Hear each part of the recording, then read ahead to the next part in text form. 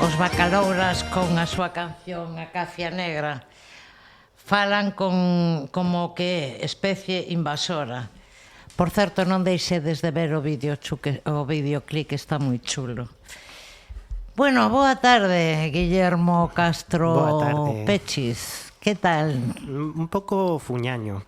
Un pouco fuñaño, Fuñaño, bueno. sí. Ese é un localismo, un ferrolanismo moi bonito que non hai que perder, Pero bueno, hoxe falar na radio non é o peor que me toca respecto ao meu fuñañismo, porque hai hoxe un magnífico obradoiro que fai todos os luns a Asociación Muiño do Vento, de Galego para Neofalantes, Sí. e hoxe nada menos que me pediron cantar unha xota, así que bueno, a ver que tal. Bueno, eu me quedo para oírte. Bueno, non fai falta. O bo que como chove tanto non me van botar a culpa de que chove, mas non se vai notar. Que nos traes na túa sección a contra hoxe? Hoxe imos falar contra o turismo. Interesante tema. Para min é moi conflitivo ese tema ahora mismo. Sí, oe, sempre damos aí na fibra sensible. Imos algo. Imos algo. Meu avó atesoraba centonares de fotografías en caixas de cartón que agora parecerían moi vintage. As acumulaba con coidado na galería de casa e aproveitaba a ocasión dos meus aburrimentos infantís para sacalas da súa estantería e ensinarme parientes que eu non coñecera ou versións del mesmo que tampouco. Que pensaría de ter coñecido esta época de megas, gigas e teras? As 500 fotos da fin de semana de escapada romántica, as casi indistinguibles 1200 que suma unha pandilla tra la viaxe a un paraíso de catálogo. Onde e como se garda todo iso? Volve a velas alguén despois dun tempo. Nos últimos anos asistín a través da pantalla do meu teléfono a moitas viaxes de amigos e coñecidos, e a miúdo pensei que podría facer un catálogo de lugares emblemáticos con xente diante. Visitei a Torre Eiffel, a Porta de Brandenburgo, o Coliseo, o Partenón, Caminito de la Reina, Westminster. Con eles ao fronte en cada foto, sonrintes e ás veces cun desconcertante xesto de victoria nas mans. Susan Sontag publicou en The New York Times en 1970: o resultado máis importante do empeño fotográfico é darnos a impresión de que fotografiar é apropiarse do fotografiado. Significa establecer co mundo unha relación que parece coñecemento e, polo tanto, poder. As fotos das miñas amizades queren dominar o espacio alleo como icona, o mundo. Este texto pertence á escritora Zara Alonso e del se desprende unha idea que aparece recurrentemente nesta sección de A Contra, a hiperdispoñibilidade. Onde antes ías ao videoclube a coller unha película, agora temos 8 plataformas continuamente dispoñibles. Antes tiñamos 36 disparos e unha espera polo revelado. Agora temos o mapa e a cámara infinitamente dispoñibles no peto.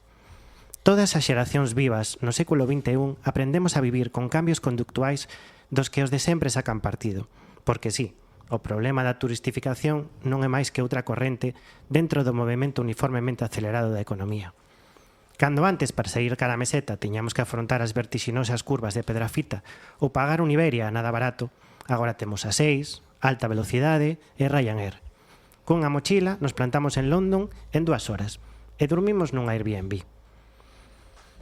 Dicía Homer Simpson: a era da información permitiunos coñecer o que algún memo opina sobre Star Trek. E non puido dar máis no cravo, porque o futuro trouxo 2 cousas: dispoñibilidade e mediocridade.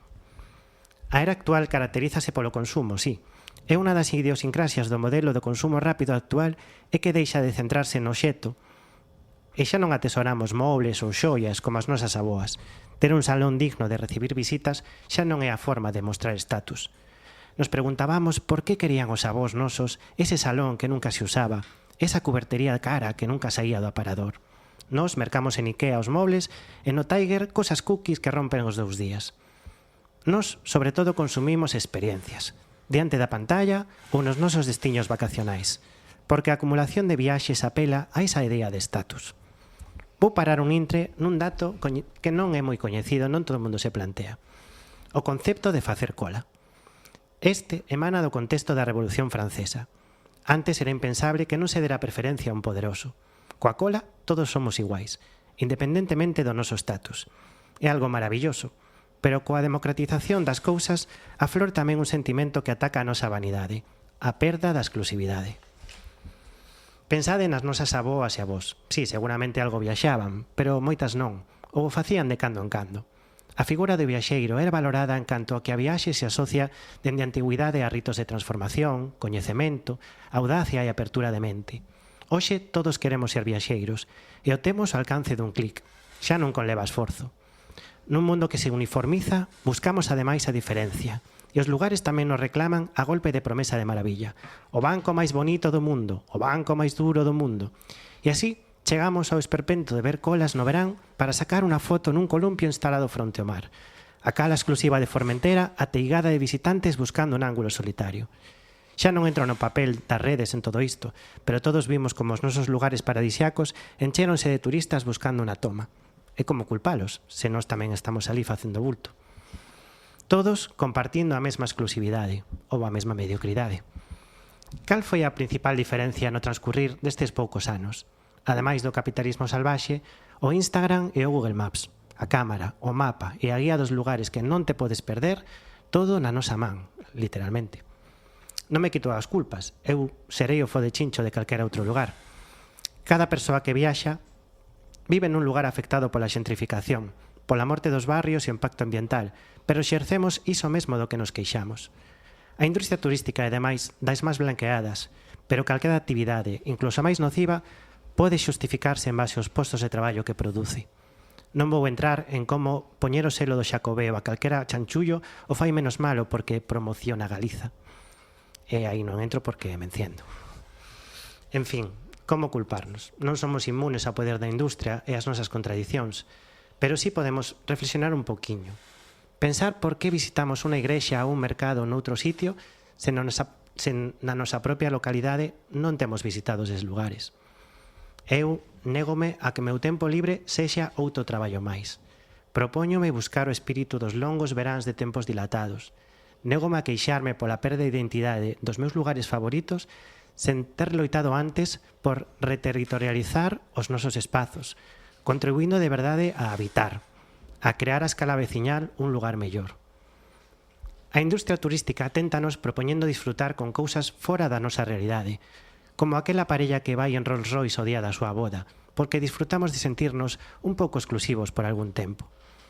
E non está mal querer romper a rutina e un certo escapismo de cando en cando, pero démoslle unha volta ao modelo. Eu, de momento, vou pensar en levantar máis a cabeza e admirar o que xa teño a distancia dun paseo. Moitas grazas. Buah, moitas cousas e moi ben faladas. Carmen, querías decir algo? Bueno, eu non pensaba intervir hoxe, pero bueno, si un par de cousiñas así, pero a bote pronto, incidindo no que diguille, eu aínda quería decir dúas cousas. Eu penso que moitas veces os turistas, e eu me inclúo entre eles, buscan o típico dos lugares. É dicir, que os propios lugares se redefinen en función do que os turistas esperan deles. E perden identidade, pero que casi buscamos o tipismo, e se non é típico, xa non é nada. E máis aló, eu sempre... Outro día Guille trouxo aquí a Cereijo, que falábamos da arquitectura e falaba dos no lugares. Os no lugares, é dicir, espazos que son todos iguais. Eu penso espazos turistificados, non me gustaría citar, pero o Porto de Génova ten unha estatua de Renzo Piano, o Porto de Florencia ten unha estatua de Renzo Piano, o Porto de Barcelona ten unha estatua de Renzo Piano, é dicir o mesmo. E a mí xa, o que me deixa tola hai anos, de que ver tamén con eso, era falando cando estaba crecendo isto dos cafés Starbucks. O dono de Starbucks aclarou que el quería un espazo donde unha vez que entrásemos non soubéramos onde estábamos. É dicir, que o que buscaba era eso. Bueno, pois entón esas dúas cousas se xuntan. Por unha parte, facemos cola para ir a Starbucks, que dá igual que esteña en Roma, que en Moeche. E por outra parte, se imos a un sitio onde non está o típico dese sitio, e que tamén perdeu o turismo. Entón estamos xa en unha especie, xa non é o que hai. Entón estamos en unha especie de tolemia, porque vos recordo, se fala dos fodechinchos, pero es que moitas veces a xente Venga, penso Galicia porque vivimos nós esperando case como antropoloxía, como imos nós a outros sitios. Se imos a un sitio de Sicilia e non vemos ali pobreza, vaya merda, eu vin a ver o que había aquí. Entón eu veo esa partindo da base do que decía a Guilla, ademais, que todos somos fodechinchos, porque nós tamén nos movemos. Pero claro, vamos buscando o típico. Si, o típico, e a veces vou contar un detalle, a ver, bueno, eu tiven que ir fun en setiembre, outubro, fun a un pueblo da Rioja Alavesa. Está cerca de Aros seguro que vos sona, chamase Sajazarra. É un pueblo precioso, medieval, as casas de pedra, é un pueblo moi bonito. Tan bonito é que saliu saliu no listado fai como 4, bueno, non sei, fai unhos anos, saliu como uno de los pueblos máis bonitos de España. Ben, que significou eso? Que é imposible vivir nese pueblo. O sea, eu iba antes, agora despois de unhos anos volvín, é tremendo, porque a intimidade do pueblo foise totalmente. Os velliños que estaban ali, que, bueno, pois o típico pueblo que quedan ali na plaza, nos seus bancos, incluso levan as súas sillas de casa e tal, non poden falar. Estando, buenos días, buenas tardes. Todos os turistas veñan, además se sinten como fago eu, Sol, pero síntense, romperon toda, claro, o único que está contento é o bar do pueblo, que só hai un bar, é o único que está contento. O resto da xente, pois claro, e aos vellos dentro de pouco haberá que pagarlles un soldo do Concello para que estean ali, porque senón serán os turistas e non están. Claro, e non están ali. Non vou a... E a quen saludo eu cando vou, claro, é certo. Pareceume tristísimo, porque ademais eso, vivín anos pasados, por circunstancias volvín agora, e era tristísimo. Claro.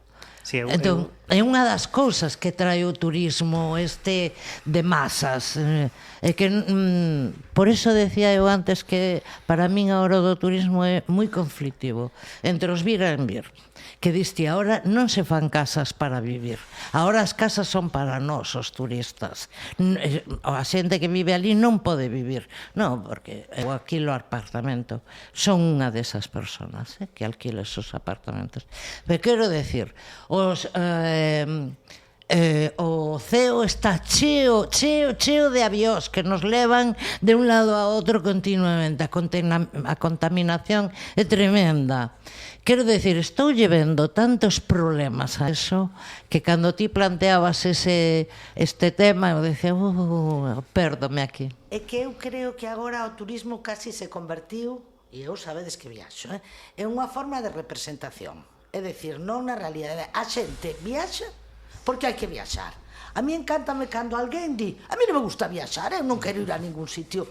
Disfruto, pero hai xente, claro, hai moita xente que di, como vou a decir isto? Porque eu creo que, eu non digo que non, pero moita xente viaxa, pois porque hai que viaxar. E de feito, se seguides un pouco os destinos turísticos en función das cantidades de cartos, de repente un ano, todo o mundo, non vou a decir sitios, vai a tal sitio, o ano seguinte toca a outro. É dicir, que, bueno... Hasta o turismo está influenciado por... A ver... Está de moda, ahora está de moda Asia. Ahora todo o mundo vai... Xa pasou, o boom de Tailandia xa pasou, agora estamos con o boom de Xapón. É dicir, es que todo... É que sí, é así. Bueno, eso o vexo eu. Sí, é un tema... Sacache un tema... Bueno, un tema que é para falar moito, a verdad, porque sí, porque inflúe nas vidas de moita xente. o que nos viaxemos e que seamos turistas inflúe en moitas cousas que non nos damos conta. Non eres consciente, porque ti, pois quero ir a tal sitio, non? E non eres consciente ao mellor de todo o que... a repercusión, non, de todo eso. Efectivamente, sí. Bueno, é cuestión de que cada un se plantee, non, o seu papel. Eu esta fin de semana fun a Maceda, ao Entroido, e claro, era unha cousa tan increíblemente masificada que os pobres chicos que estaban ali, os do povo facendo a baixada da Marela, estaban totalmente rodeados por moreas e moreas de xente que eu me sentía allí como... Pensaba, que estou facendo aquí, non? Debe ser moi bonito, pero claro, quero ver isto con pouca xente de unha forma auténtica, pero non pode ser, porque igual que estou eu, está todo o resto da xente, non? Entón, sí que estaba escribindo este texto, ademais, e decía, por que non me quedei na miña casa facendo entroido do meu barrio, non? Bueno, pois o que decía, non? Todos temos estas contradicións e sí que é bo pensar no noso papel en todo isto. Pois sí, moitas gracias, Guille.